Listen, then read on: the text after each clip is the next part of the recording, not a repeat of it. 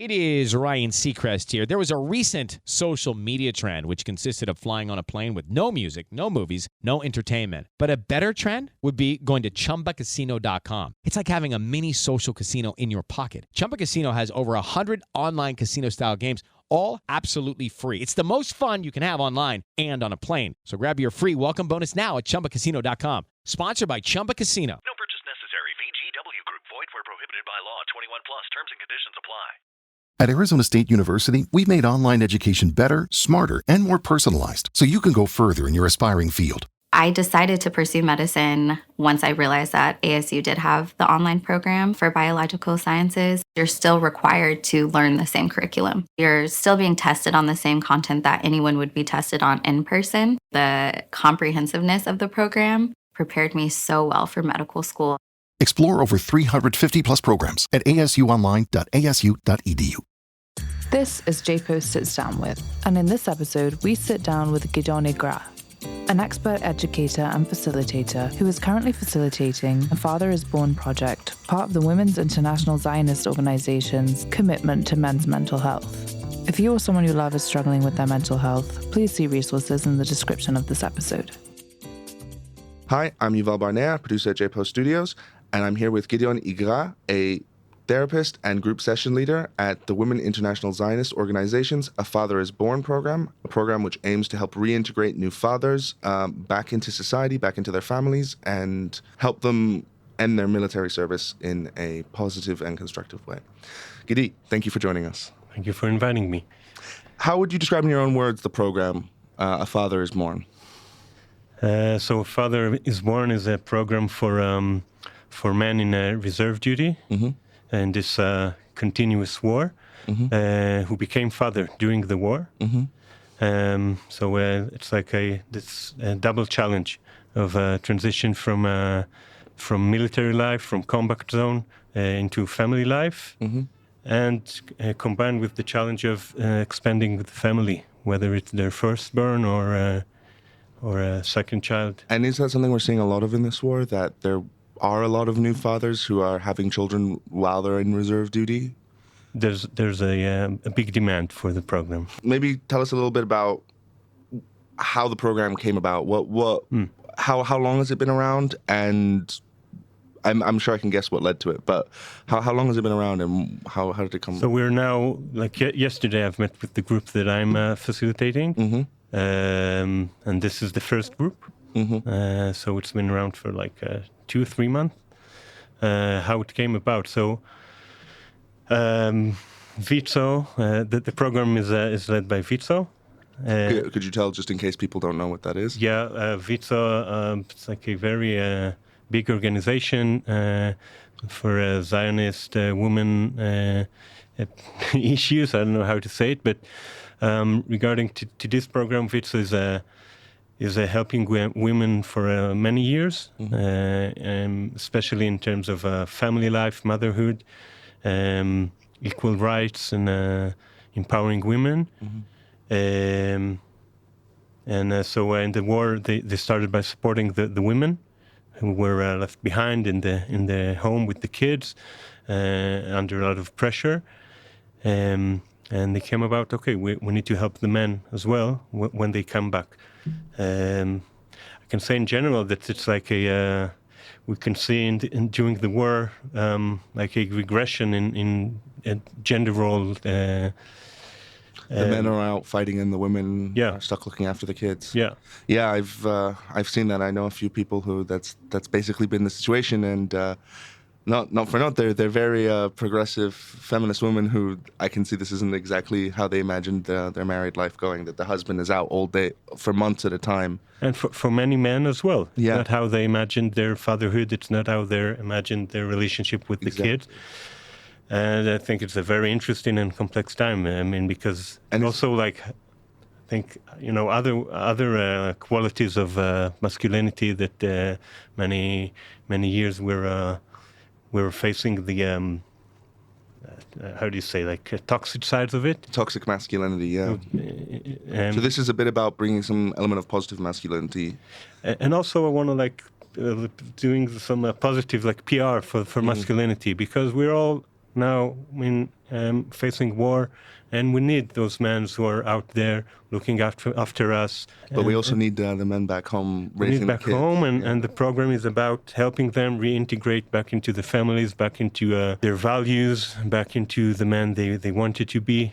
Has that impact become increasingly clear that these men are being kept away from their families for such a long time that it is actually hard for them to come back? And would you say that's, I don't know how much you might know, but is it worse than in previous wars? Would you say this is, or is it more due to the length?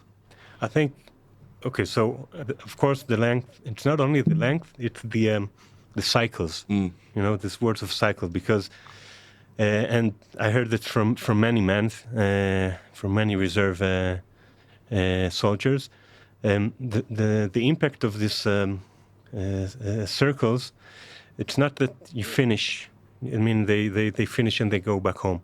The shadow of the next coming circle is already, looming the present, because they can't really just let go. They need to. They in a way they are preparing for the next circle. So the length is a big part of it, and also I think it's very different from a previous war, in the manner of we had like a very big differences all around the Western world and in Israel as well, concerning the role of men in the house, the role of women, and all of a sudden the women are called back into the house, and the men are calling out. But the demands didn't really change. Women is still expected to go out and work, and the men still, they're providing for a physical security, but the more emotional and relationship security is still part of the expectations from themselves and from the surrounding. This I just thought of this now, but is there any element that some of them are maybe a little bit embarrassed or upset that they aren't the ones earning the money for their family anymore, that they're stuck basically in an unpaid volunteer position for a long time and they aren't actually earning? Do they talk about that at all? I can say that one of the challenges is like reintegrating back into civilian life. So we talked a bit about the family space, and we'll go back to it later, but it's very hard to merge back into the work as well. And some of the employers are not aware enough for the challenges they're facing. The guys talk about like a cognitive dysfunctioning. They came back from a really different environment, and they had to function both physically, emotionally, and cognitively in a whole different manner. And so it's hard to go back into work. As for your question about like more money-wise, I met with a couple of fathers that actually were kicked off their jobs because they were absent for so long, and whether it's I think legally they have a problem with that, but they find a way like to go past it and let them go. Of course, that going back to the military and combat zone is hard, but I think it's also important to face like the rewarding parts of it. They find a lot of meaning, a sense of belonging. They're not alone. They're part of a very big mission, national mission, where everything is very rigid and certain. Do many of them feel conflicted about this, that they both see why they need to go back, but also have difficulty going back?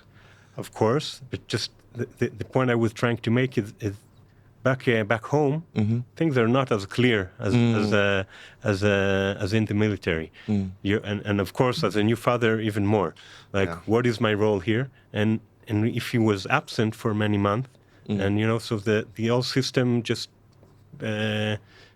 life goes on. So the void was filled with different parts of the family, or more role that the mother took for herself. And so we really need to create his own role again. Especially if it's a young child that he hasn't been there so much. He hasn't been there so much, and it's always a challenge. It's always like, of course, it's a happy thing, but it's also a crisis in the life of a man. Is there any specific story or sort of event that a lot of Hello, it is Ryan, and I was on a flight the other day playing one of my favorite social spin slot games on ChumbaCasino.com. I looked over at the person sitting next to me, and you know what they were doing? They were also playing Chumba Casino. Everybody's loving having fun with it. Chumba Casino is home to hundreds of casino-style games that you can play for free anytime, anywhere. So sign up now at ChumbaCasino.com to claim your free welcome bonus. That's ChumbaCasino.com and live the Chumba life. Sponsored by Chumba Casino. No purchase necessary. VGW Group. Void where prohibited by law. 21 plus. Terms and conditions apply. With Robinhood, not only can you trade individual stocks and ETFs, you can also seamlessly buy and sell crypto at low costs. Trade all in one place. Get started now on Robinhood. Trading crypto involves significant risk. Crypto trading is offered through an account with Robinhood Crypto LLC. Robinhood Crypto is licensed to engage in virtual currency business activity by the New York State Department of Financial Services. Crypto held through Robinhood Crypto is not FDIC insured or SIPC protected. Investing involves risk, including loss of principal. Securities trading is offered through an account with Robinhood Financial LLC, member SIPC, a registered broker-dealer. them talk about, that a lot of them experience, sort of a very common sort of feeling that they're, I don't know, maybe missing a child's first walk or words or something like this, that a lot of them seem to be impacted. I can say that a lot of they carry a lot of guilt. Of course, they miss like important milestones in the child's life. I heard like the circumcision. Oh, Brit Milah, so the one who misses his son circumcision. Like first steps, first words, of course. But more importantly, I think that it's always hard for a man to connect with the child. I mean, the woman carries inside her own body. She already have a relationship with the baby for 9 months, and now it's even harder. And another point I want to make is that while being in the military, being detached from emotion is like a really important function. For your survival, for your for making things right. When you come into the relationship zone, it's the exact opposite. In order to reconnect with somebody, you have to be connected to yourself. So they don't want to just be function only. Like a robot. Like a robot, just doing the going through the motions and They wanna feel, and it's not always easy because they were for many months. They made a lot of mental effort to not feel, to be disconnected, to avoid all sort of helplessness and fear. And when they want to connect, so many times they meet with all of these things that they didn't want to meet for a long time, and it's a complex situation. Has there been previous efforts, maybe by the IDF or by nonprofits, to do this kind of work before? Yeah, let's start that. I think in comparison to previous war, like part of my reserve in this war was to do this circles of how do you say ibud processing? Which became like a huge part of this war. So in the past it wasn't a huge in the past it wasn't. It wasn't a part. I think only like elite units got this attention for their mental health, and now it's spread much wider. Do you think there's part of this is to do with the general discussion that I would say people in the West, but it seems like everyone over the world is having this about men's mental health? Do you think this has been part of why it's increased? I'm sure it is, and of course I view it as a very positive step.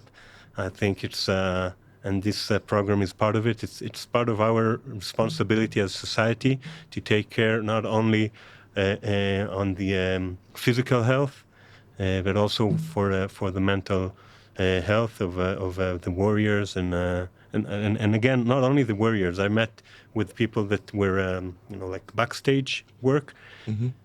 They suffer from post-traumatic symptoms because many times for many hours they had a lot of responsibility. I have one friend who has it just from the sound of drones. Yeah, and nothing else. Wow. And again, it's so we have like a lot of more awareness for this whole issue of emotional impact of taking part of a war. And something that we need to work with. Do you think there's been a wider discussion about this in Israeli society? Because I know Israelis are actually quite good about talking about their emotions, I think, but not always in the most constructive way. Has that? Do you see it having an impact on wider Israeli society, that a lot of these soldiers are now going through psychological treatment or going through this process of processing what's gone through? Do you think that's having a wider impact on Israelis? Yes, I think it's part of a whole process concerning masculinity. Like if we go back in the more traditional manners of masculinity, so it's like a lonesome rider or a lonesome wolf who have to always manage on his own, never ask for help. He's always. I just watched the Bill Barr stand-up. Like men are allowed to be okay or angry. Like they're the two options. And of course, underneath they carry the whole spectrum of emotion. So it's as a part of a wider change. And in Israel, especially in the last couple of years, we have a very a big change concerning the PTSD on a military background. I think I don't know. A lot of people. For me, I really like Udi Kagan, the comedian, who talks about it. So it becomes much more legitimate to speak up. But still, of course, there's a lot of shame and loneliness surrounding I mean, I don't want to make it like a brighter than it is. So there's an improvement, but still, a lot of men stay alone. Never ask for help, think that something is wrong with them. And this is a huge part of our choosing of a group setting. Because it's much easier for a man to take part of a group than to go on a one-on-one session. Is there a difference between sort of more religious soldiers and less religious soldiers in this? It's an interesting question. I must say that from my experience now, but I do know that, like from literature and theory, like a huge part of resilience is values and belief. But belief and values are not only religious. I mean, people can be secular, but the sense that the reality they're facing is a part of their own choice, something that they are loyal to. That of course it's hard. They have difficulties. They pay prices, but they own it. They feel that this is something that this is who I want to be. This is part of my set of values. It's a big part of being resilient. So you started describing a little bit. Why don't you walk us through what happens in a typical session? How it starts, what's the topics of discussion, and if you've got anything interesting that you can tell us from any of them without revealing anyone's personal information. So we do have like subject for each group session, but of course always try to be as flexible as possible with what is being currently alive within the man. We usually start with some kind of grounding, physical grounding. We practice along the sessions all sort of emotional regulation exercise. It's always with something physical. And we talk about different issues like anger management. How to communicate oneself emotions and needs. First of all, it's hard enough to communicate it to yourself, and later on to somebody else. But a lot of it's not uncommon during, I don't know to say peace days, but it's never been peace days. But before October 7th, it's always been hard. But now it's even harder for men to to own their own emotions. So during the sessions, we we speak first of all about this. Like, what do I need? How to have fun anytime, anywhere. Step 1, go to ChumbaCasino.com. ChumbaCasino.com. Got it. Step 2, collect your welcome bonus. Come to Papa welcome bonus. Step 3, play hundreds of casino-style games for free. That's a lot of games. All for free? Step 4, unleash your excitement. Woohoo! Chumba Casino has been delivering thrills for over a decade. So claim your free welcome bonus now and live the Chumba life. Visit ChumbaCasino.com. No purchase necessary. VGW Group. Void where prohibited by law. 21 plus. Terms and conditions apply. Do I feel? And sometimes men want to avoid the answers because they are not masculine. Because I feel helpless. And I think this is like one of the most forbidding feeling for a man, to feel helpless. And of course, it's inevitable during life. You don't know always what to do. And the way I market this thing to them is that, and it's true.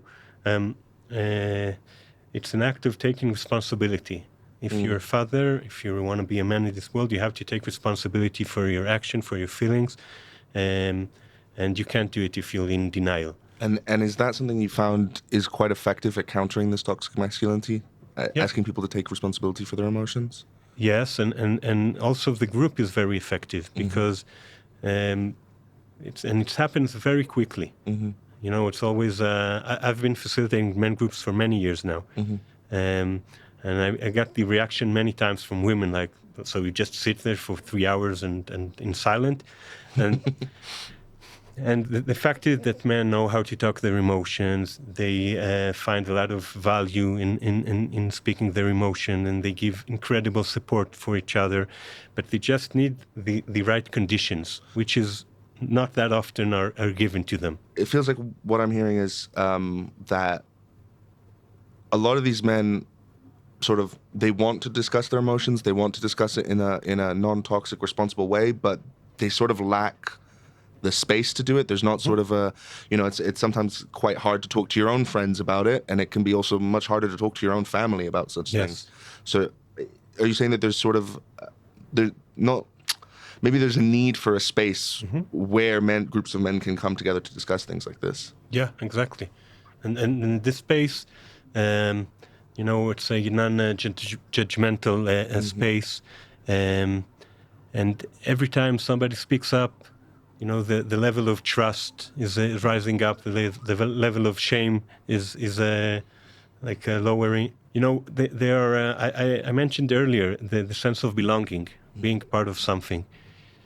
I think part of what we're trying to do is they are coming in this way. We have like a big advantage. They already have this positive experience of being part of a manhood, of their brother in arms. So we want to shift this a sense of belonging, of trust, and shift it into civilian life, where you can trust your brother not only to protect, to have your back, like physically, but also to support you with your daily dilemmas as a father, as a partner. Do you think this is something that the army should be implementing something like this, like on a wider scale of having these kind of post-army groups, in a sense? I don't know if the army, but definitely the country as a whole. Okay, so I don't know like the exact office exactly, yeah. But of course this is a part of the responsibility. You're sending your men out there, and not only men. And I want to, of course, there's also women. There are also women in reserve duty who are also facing very hard challenges and having difficulties integrating back home. And of course, it's a minority, but this minority is the society is very blind to. Because it's a minority, people are not aware enough. But women face challenges coming back from reserve duty as well. But back to your question, yes, of course, it's our responsibility as a country, as a society, to help them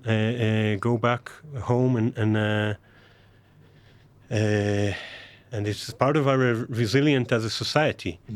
You know, we know it when we neglect it. Yeah, so like people, you have violent issues like domestic violence. You have suicides, and yeah,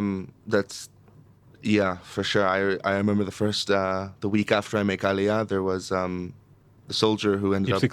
That's it.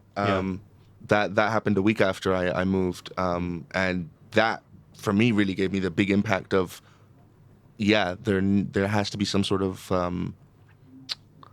process at the end of the army, because clearly for a lot of people it's they don't leave the army in such a great state.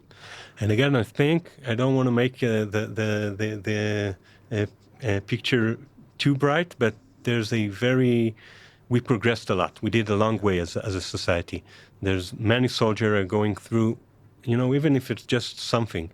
I've definitely noticed that. Some of my reservist friends, who I would not have said would have been the most emotionally open people, have definitely become more willing to discuss things. And I think partially because they see that so many other people are also experiencing similar things, so they feel slightly less alone.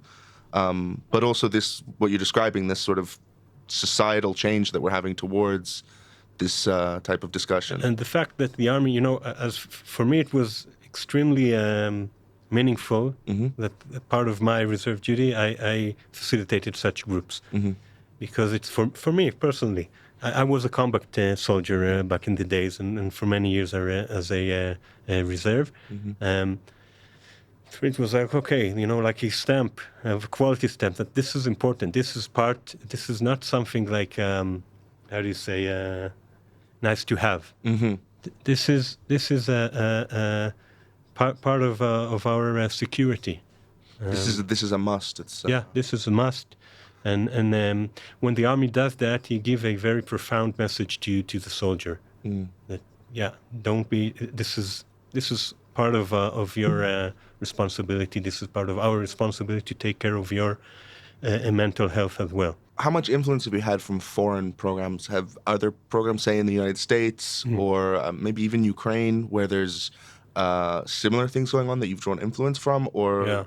Have you influenced any of these programs? So personally, I'm not. I don't know. The program Father is Born is with the help of Dr. Yair Apter, who's an Israeli, and for many years he studied like men who domestic violence. And I'm not sure with the like. No, I'm just. But it's a really interesting question, because it's something like worldwide phenomena that we're all experiencing.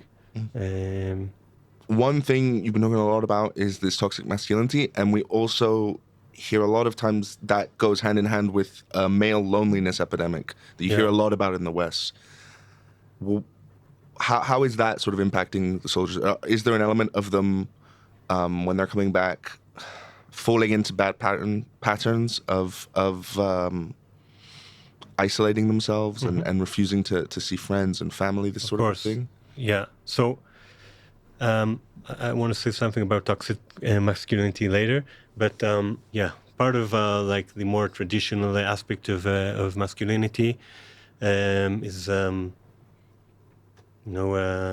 just man up and suck it up, let's say, which translate into self-medication, which is a nice word to say, using drugs and alcohol in a very destructive manner, or I would even say suicidal manner. I met with this aspect as well, men who are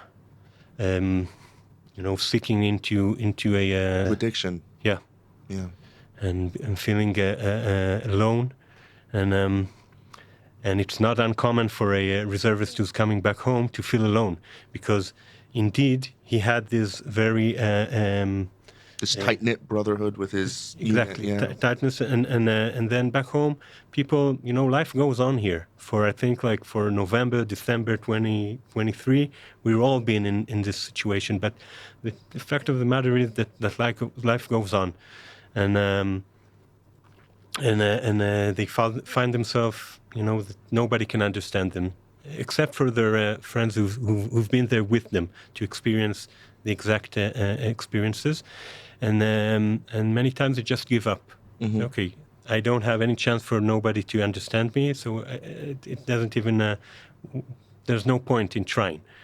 And this is part of the power of the group, because they know that everybody in the group has been through several circles of reserve duty, so they share the experience. So it's a great starting point. And the thing I wanted to say about toxic masculinity, of course I understand the question and it's okay, but this is personally a term that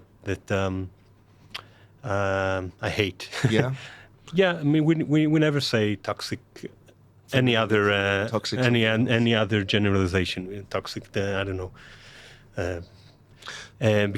There's different qualities in manhood, and they have their ups and downs, and especially now when we're speaking during a war, and where masculinity is a part of it, a huge part of it. Maybe a part of the causes, but also part of the defending now. And we're speaking now on July. We still have hostages in Gaza, men, because men life are at the bottom. It's like from the Titanic, women and children first. Men life are of a less value, and I think it's time for us to treasure manhood and masculinity. Of course, the thing that we want to change and improve as a society, but the term toxic masculinity always shrinks me.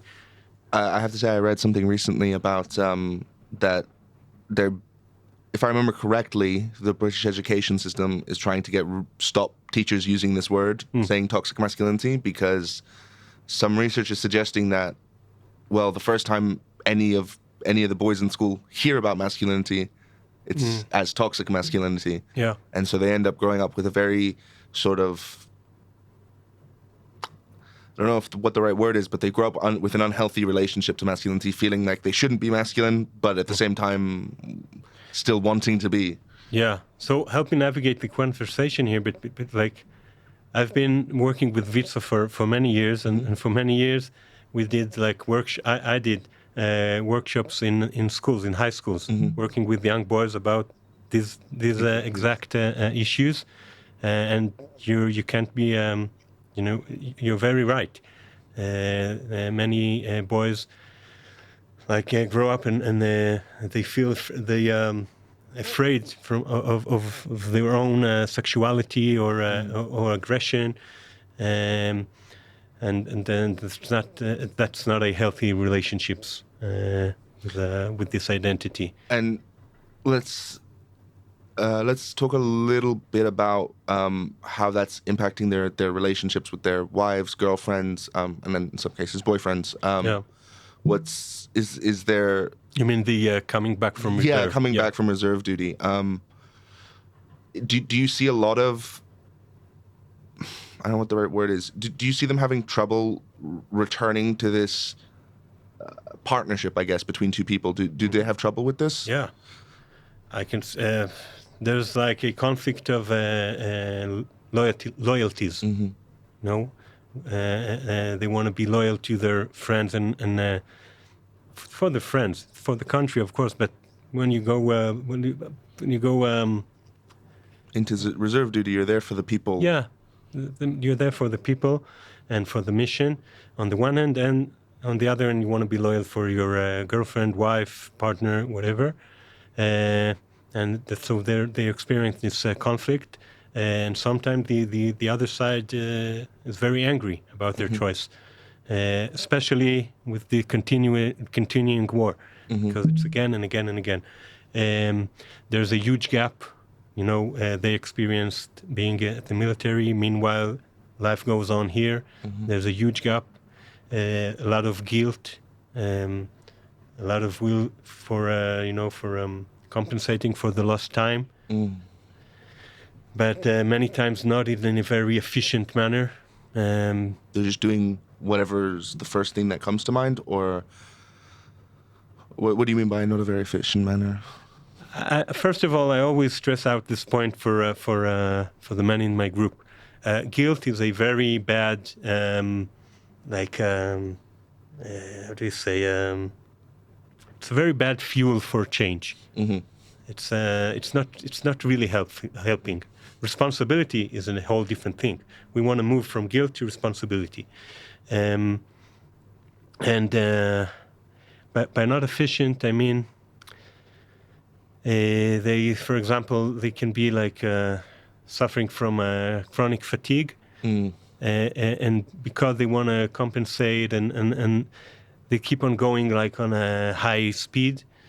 But they're not really there. They're not really present in their relationship. They function they can do a lot of things, but they're not really present because they are still disconnected from themselves. And in order to reconnect and to reintegrate, they have to look after themselves as well. And part of this is going to these sessions and discussing it. Thank you. Yeah. And another part of it is to stand to confront your partner. That I know I've been absent for such a long time, but still I need time for myself as well. It's not that they've been on vacation, and the other side has his own story. It's very hard to stay such a long time alone with the kids, with taking care of the house. So they have to. I don't offer them solutions. I do offer them the